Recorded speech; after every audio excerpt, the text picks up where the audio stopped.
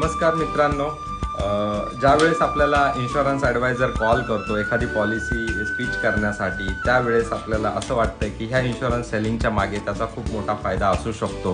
पण मित्रांनो, हे सत्य आहे की ज्या वेळेस आपल्या लाईफमध्ये काही मोठा अनहॅपनिंग होतं, त्यावेळेस हीच ती व्यक्ती असते जी आपल्याला समोरून इन्शुरन्सचा चेक घेऊन येत असते. अशा वेळेस सर्व लोक आपल्या घरातून आपले पैसे घेण्यासाठी येत असतात.